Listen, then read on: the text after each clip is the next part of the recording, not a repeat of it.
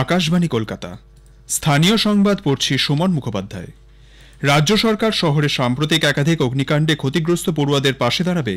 যাদের বই খাতা সহ অন্যান্য পড়াশোনার সরঞ্জাম আগুনে নষ্ট হয়েছে, সর্বশিক্ষা মিশনের মাধ্যমে তাদের তা বিনামূল্যে দেওয়া হবে বলে সিদ্ধান্ত নেওয়া হয়েছে।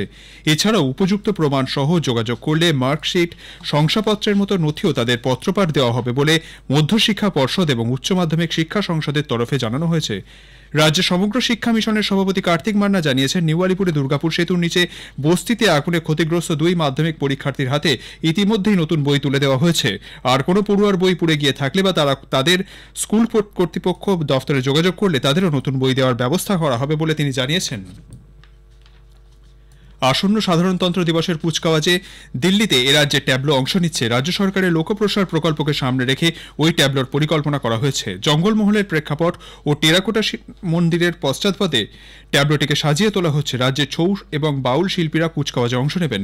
রাজ্যের এই বিষয় ভাবনা ইতিমধ্যেই কেন্দ্রীয় সরকারের প্রতিরক্ষা মন্ত্রকের সংশ্লিষ্ট নির্বাচক কমিটির ছাড়পত্র পেয়েছে বলে প্রশাসনিক সূত্রে জানা গেছে। শান্তিনিকেতনে পৌষ মেলার সূচনা হয়েছে। গতকাল বৈতালিকের মধ্য দিয়ে শুরু হয় পৌষ উৎসবের। আজ সকাল 7টায় ছাতিমতলায় ব্রহ্ম উপাসনার মধ্য দিয়ে পৌষ মেলার সূচনা হয়। 6 দিনের এই মেলা চলবে 28শে ডিসেম্বর পর্যন্ত। থাকছে নানান সাংস্কৃতিক অনুষ্ঠান। বাঁকুড়ার বিষ্ণুপুরে আজ সূচনা হচ্ছে 37তম বিষ্ণুপুর মেলার।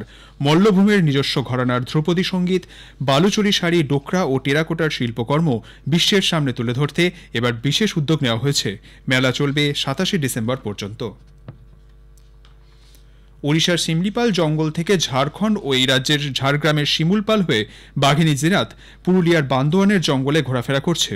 আমাদের পুরুলিয়ার সংবাদদাতা জানিয়েছেন, শিমলিপাল ব্যাঘ্র প্রকল্প থেকে প্রশিক্ষিত আধিকারিকরা অত্যাধুনিক যন্ত্রের সাহায্যে বাঘিনীটির গতিবিধির উপর নজর রাখছে। তার গলায় পরানো রয়েছে রেডিও কলার। গ্রামবাসীদের জঙ্গলে প্রবেশ করতে নিষেধ করা হয়েছে। একটি প্রতিবেদন। বান্দোয়ানের রাইকা পাহাড়ে গতকাল থেকেই সমানে অভিযান চালাচ্ছেন বনকর্তারা। বাঘিনীটির যে কলার রয়েছে সেখান থেকে যে সিগন্যাল পাওয়া যাচ্ছে তার সূত্র ধরেই চলছে খোঁজ। একাধিক জায়গায় দেওয়া হয়েছে মোষ, শুয়োর এবং ছাগলের টোপ। আরেকটি ব্যবস্থা নিয়েছে বন দপ্তর, ট্র্যাঙ্কুলাইজার দিয়েও বাঘিনীকে বশে আনার চেষ্টা চালানো হচ্ছে।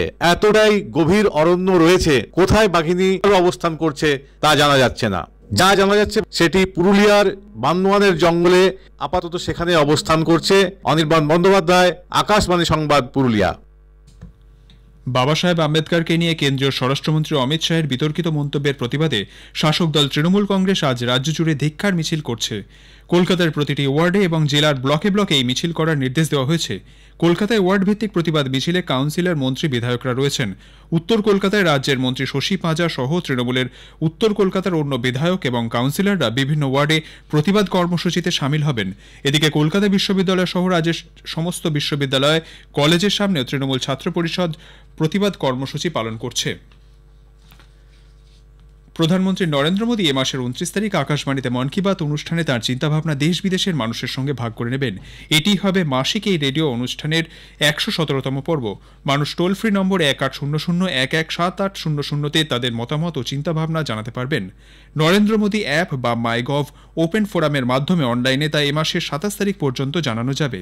আকাশবাণী ও দূরদর্শনের সম্পূর্ণ নেটওয়ার্ক, AIR নিউজ ওয়েবসাইট এবং নিউজ অন AIR মোবাইল অ্যাপে অনুষ্ঠানটি সম্প্রচারিত হবে। পাশাপাশি AIR news, DD news, PMO এবং তথ্য সম্প্রচার মন্ত্রকের ইউটিউব চ্যানেলেও শোনা যাবে মন কি বাত। হিন্দিতে সম্প্রচারের অব্যবহিত পরেই আঞ্চলিক ভাষায় অনুষ্ঠানটি সম্প্রচারিত করা হবে। উত্তর দিনাজপুর জেলার বনাঞ্চলের পরিবেশ রক্ষায় বিশেষ উদ্যোগ নিয়েছে বন দফতর। কুলিক সহ জেলার আরও 11টি সংরক্ষিত বনাঞ্চলে এবার শীতের মরশুমে বনভোজনের ওপর কঠোর নিষেধাজ্ঞা জারি করা হয়েছে। বড়দিন থেকে ইংরেজি নববর্ষ পর্যন্ত বহাল থাকবে এই নিষেধাজ্ঞা।